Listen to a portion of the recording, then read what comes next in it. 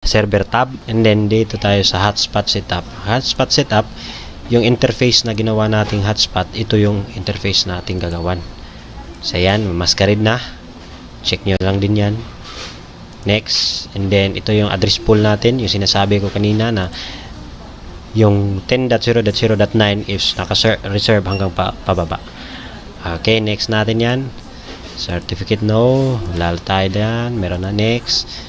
DNS, wag na natin lagyanan. So ito yon, makita sa password is apply din yung lagyan kahit ano. So ang aking nilagay is 1, 2, 3, 4, 5, 6, 7,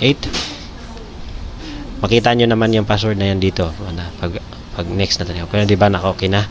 So yung ito, pagkatapos nyan, babaguhin natin itong addresses number 2. Yung number 2 na yan, address per MAC, lagyan natin ng 1. So i-apply lang.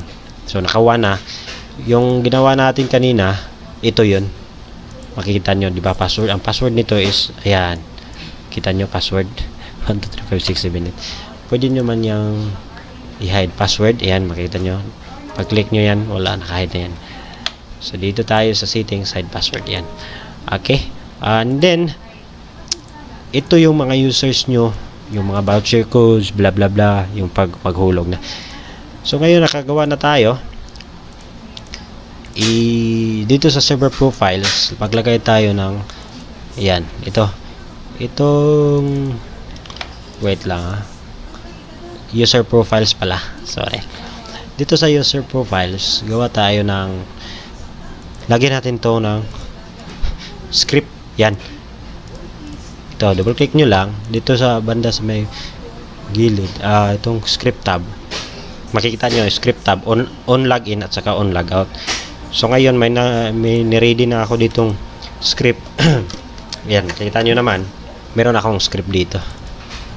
Yan, ito yung script ko. Yan, pwede ko naman to i-share sa inyo. Inedit ko lang to, kuan pala ba ako, lazy portal. So ito yon, version 7 pala to. So inedit ko na to kasi meron akong nakitang error. Bakit hindi iwan ko kung bakit.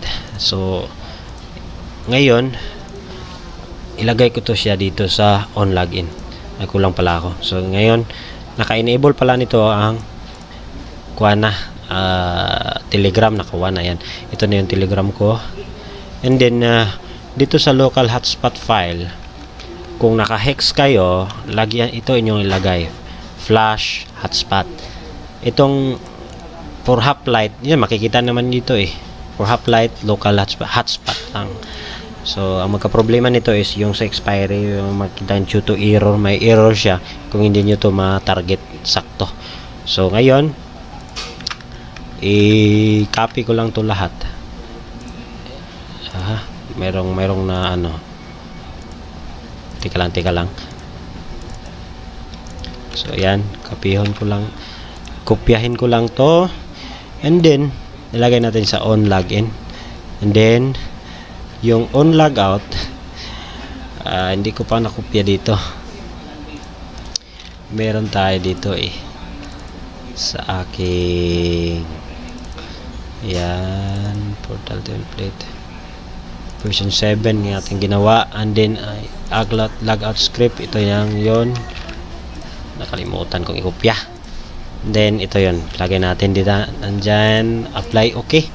So script, and then meron silang nilagay dito. Ano ba yun? Di pala dito. Server profiles yata. Ito, server profiles. Ito, pang check nyo to. Yung 4 na yan. Apply, okay. Sa server profile, and then sa default din. Ito lang 4 yung sinicheck ko. So, ngayon, okay na siya, diba? Kita nyo, flash hotspot yung HTML directory. Ito yun ang sinasabi ko. And then, pagkatapos yan po script, pwede pala itong lagyan ng limit. Ito, lagyan natin ng limit per user. Sa akin, wala ang limit Bahala na sila. Pwede naman lagyan ng limit. Pero sa akin, walang limit. Goods na yan. Pwede nyo na lagyan, pwede din hindi. Optional lang yan. Pwede. So, ngayon, limit, put some script, checkbox. Ayan, ito na yon. Nagawa na natin to. And then make username password for Nodem ko. Ayan. So ito yon ang lagyan natin ng password. Yung user accounts yung user mismo specifically sa ating Nodem CEO para mag-communicate sila. Okay?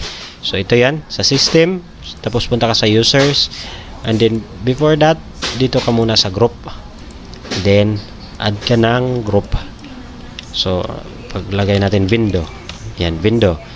Ang ilagay nyo read, write, reboot pala. Read, tapos password. Tatlo lang to dito pero kulang yan. Merong reboot, read, password, and write. So ito yun, apply, okay. Although pwede naman ang full pero gusto ko ito eh. So ngayon, balik tayo dito sa users. So mag-add tayo ng users. User para sa ating Nodem CEO account. Okay. So ito yon. Lagay natin ito. Favortech. So ito yung group na ginawa ko, window. And then password. Yung password na yan is ito.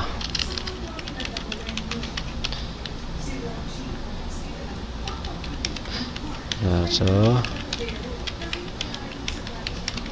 yan. Apply, okay. So meron na tayong Favortech. So ito yung input natin doon sa admin console mamaya. Okay? And then sa mga version 7 is NTP for the clock enable. So ang clock natin, i-enable natin system in the clock. And then ito yun, okay naman. System is NTP. Saan ba yung SNTP? NTP is SNTP system yata yun.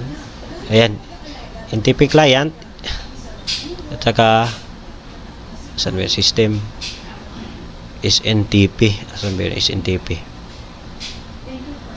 NTP server. So ito yung dalawa. So enable natin ng broadcast, multicast, minicast ang i-uncheck natin. So pag apply, okay mo lang.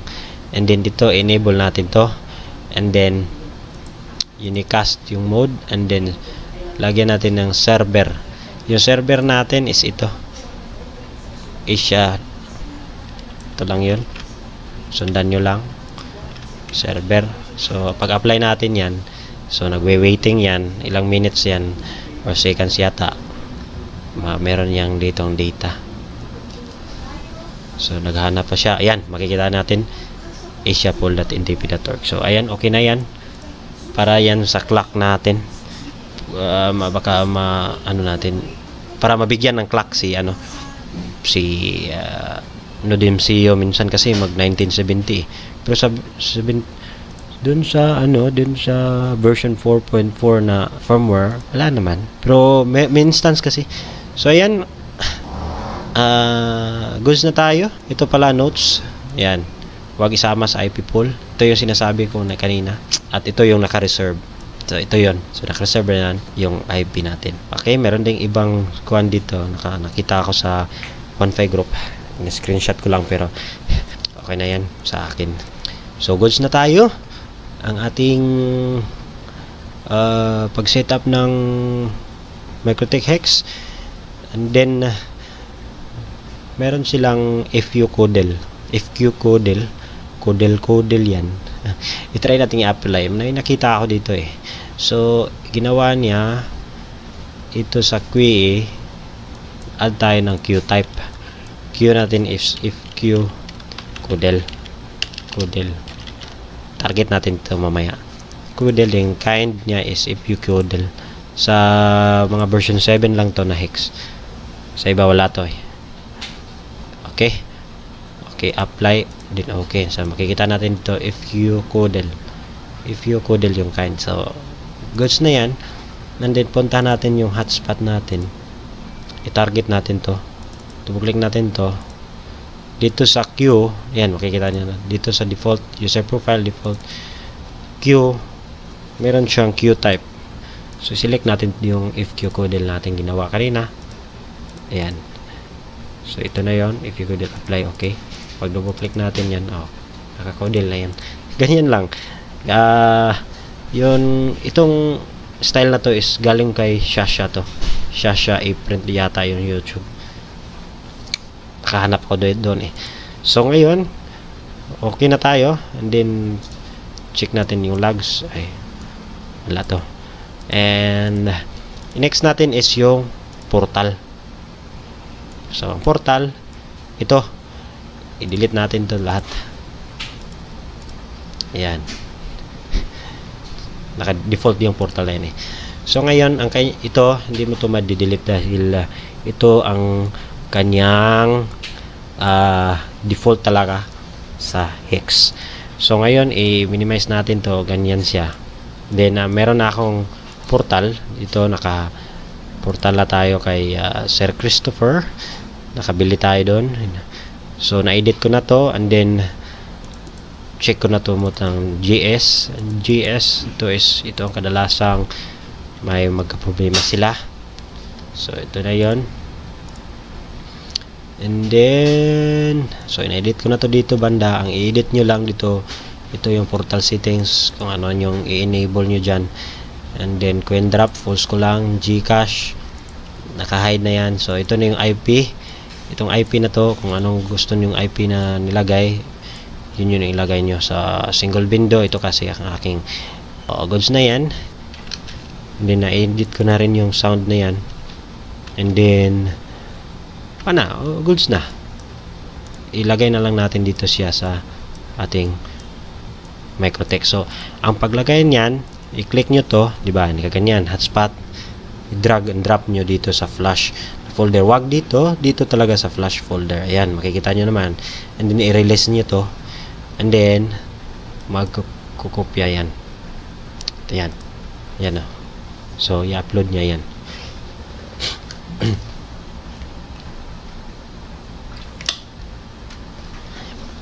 Pagkatapos ma-upload niya yan, is mag-flash na tayo ng firmware.